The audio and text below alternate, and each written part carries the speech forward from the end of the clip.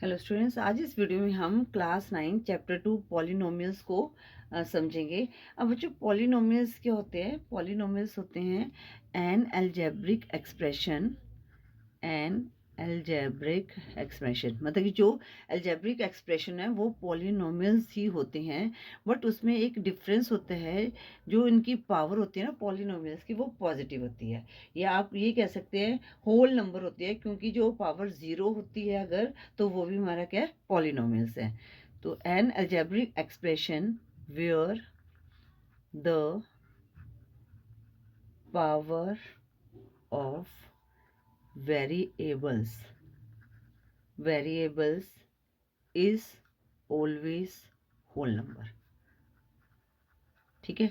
अब whole number आपको पता ही है, होल नंबर क्या है? ज़ीरो से स्टार्ट होते हैं, आगे जितने भी नंबर्स हैं वो सारे क्या हमारे होल नंबर्स हैं। ठीक है। मतलब जो पावर्स हैं वो हमारी क्या होनी चाहिए? पॉजिटिव होनी चाहिए। जैसे एग्जांपल के लिए एक हमारे पास है 3x की power 3 plus 2x square plus 3x plus 2x की पावर 0 प्लस 1। ठीक है। अब बच्चों यहाँ पर देखो पावर क्या है? यहाँ पर 3 है, यहाँ पर 2 है, और यहाँ पर कुछ नहीं है, तो इसका मतलब ये पावर क्या है? 1 है। और यहाँ पर हमारे पास 0 दी गई है।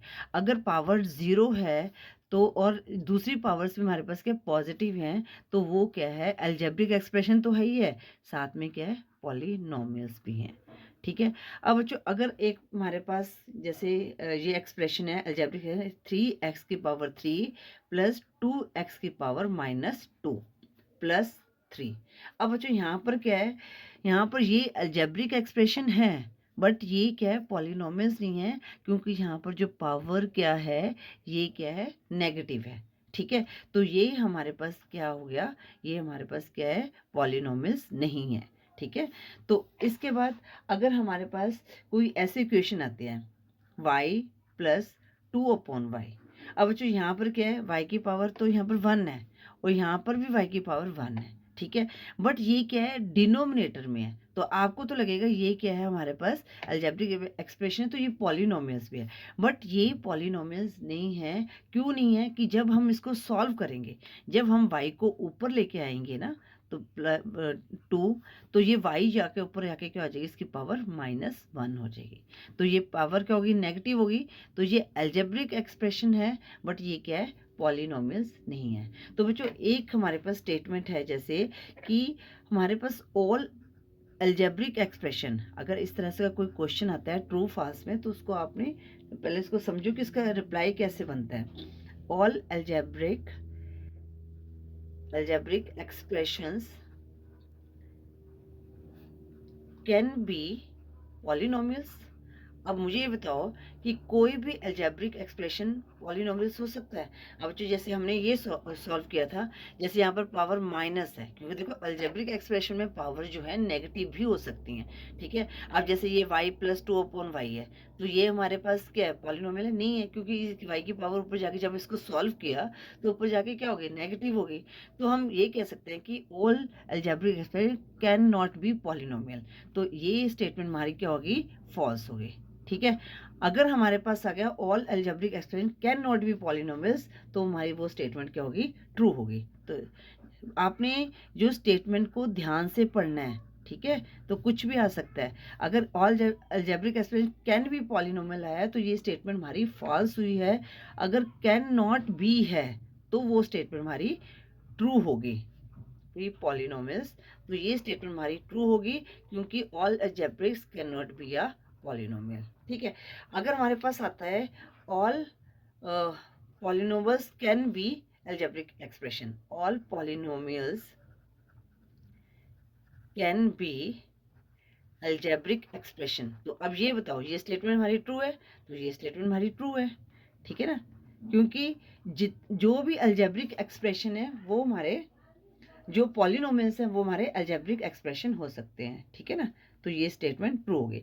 अगर यहाँ पर कैन नॉट भी लिखा है तो आपने फॉल्स लिखना है। तो इस तरह आपने इनका ध्यान रखना है।